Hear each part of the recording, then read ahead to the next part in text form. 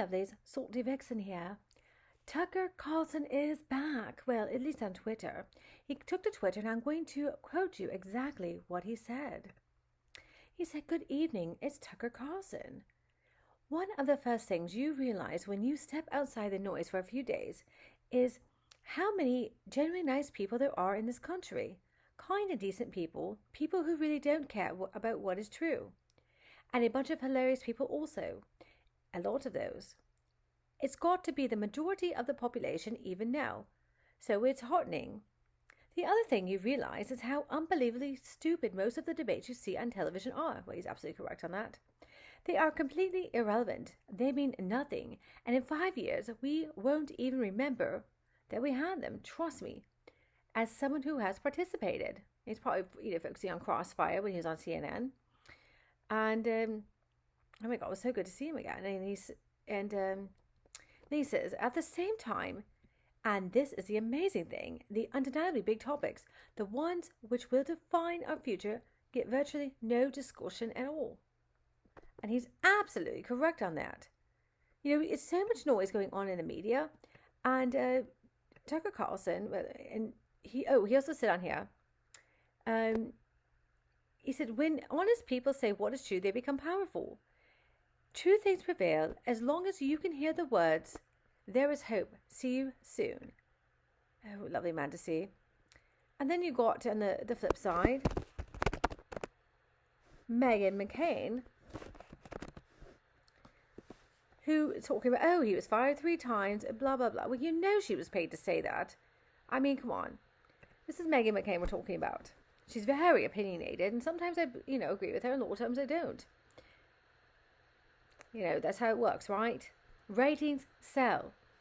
I wrote an article on saltyvixenstories.com about independent journalism is dead. Is it dead? That's a question. And the answer is absolutely yes, as long as you have mainstream media. And those who don't realize how mainstream media really works, Rupert Murdoch owns majority of the companies, CNN, Fox News, MSNBC, etc., etc. So he's behind all this. And he gets all the money. And so if money's given, say, we get persuade, for example, let's talk about Trump. "Oh, yes, he's such an awful person. CNN go. MSNBC go. Same article. Fox News say he's a wonderful person." So you see how it contradicts each other. And what happens is with journalism, you're not allowed to give your own opinion. We can, small amount, but not a huge amount, if that makes sense. So it's like a web of lies, and that's how journalism becomes. It's fiction, a lot of fiction, with some facts.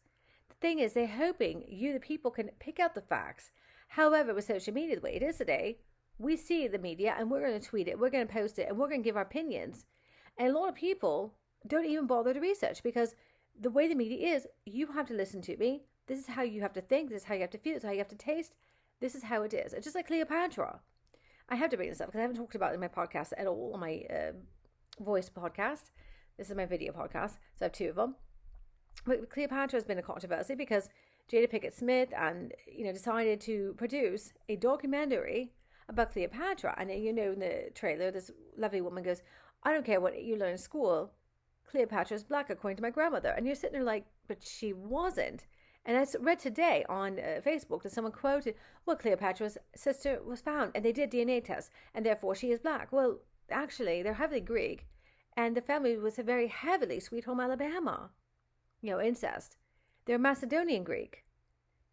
And they did not do any testing, and the possibility of finding Cleopatra's sister, they did face reconstruction. And also the bones are of a 15 and 16-year-old, which does not fit into the story about Cleopatra's sister. And the story was Cleopatra had her sister unalived. A political threat. So the bones may not even be of her sisters.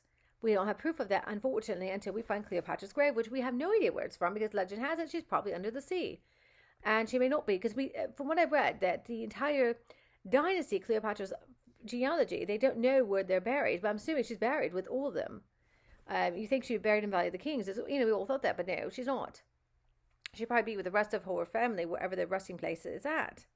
And that's I'm curious. I don't think she's under the water, but we don't know. So anyways, there's these controversies, and what I'm saying is people believe, oh, well, the documentary says this. It's a controversy. Oh, you want her because she's African. Well, no, she would have been Macedonian Greek. I think she's born in Egypt. Don't quote me on that. But even if she was black, it's not like we wouldn't say she was. Of course she was. She'd be black. Okay, we're going to say it. But she was Macedonian Greek. Could she have African ancestry? Possibility, but be so washed out by this point. I've got 6 tribes Native American in me. Do I claim Native American? No, I'm Caucasian like you and I. Like you, well, as you see me, I mean. That's what I'm talking about. But it just, we believe so much is going on social media, and we want to continue this telephone game of misinformation. And now misinformation, I'm really so tired of hearing that word. And Elon Musk even said that misinformation was a political thing that was paid by the Democrats to make sure if you are conservative, you're not allowed to speak against the conservative idealism. So it means you can't have a difference of opinion. And if you read my article on saltyvixenstories.com about independent journalism, is it dead? It talks about the fact individual thought in journalism is gone. There is no real journalism anymore. If you have individual thought, oh, you get fired. Don Lemon. I used to love Don Lemon before the whole BLM stuff. And those who don't read about Black Lives Matter, it was a very interesting political thing. And those that do the research, the Black Lives Matter became known during the campaigns for who's running for president. You see, that's when you see all this all political, and we find out where all the money went to, and it was crazy. But people did not want to see the truth. If you did not support Black Lives Matter, we can't talk to you. It was a very crazy months, almost a year. And so all these companies were like, we got to support Black Lives Matter because it's political gain. We have to do that. Why should I support something that doesn't believe in the people themselves? I mean, I'm sorry. Shouldn't all lives matter? And that's the whole thing. Like, it's why picking out one? Well, they go, oh, because the black community. This, I'm like, but again, what you're stating is based on one little area. What about the other poor areas for the Hispanics and Native Americans? We never talk about Native Americans. We don't talk about the Appalachian culture, which they are one of the poorest in the nation. How come we don't hear about them? In fact, the last time we really, heard about the Appalachian culture was from the Kennedy era. I mean, that's when Kennedy's brought into, oh, yeah, it's a poor area. We need to learn more about it. But I'm talking about politically. So you don't hear about this stuff. How often do we hear about coal mining? That's part of America's history. We don't hear about that because we don't want to. And Donald Lemon and people on CNN were pushing that America is incredibly racist, but it's not. Perhaps Donald Lemon have his own experience. I had my own experience being bullied. Do I think everyone in America is bullying? No. I had experience. You can't shut down the whole world or classify that everyone's the same thing because you had a bad experience. But however, Don Lemon, because he was on, I call him a talking head, the talking head people, editorial, commentary, they give their own opinion, but he was paid to push that. And he saw, or the producer saw, oh, there's writing, so you have to act this way. You've got to act arrogant.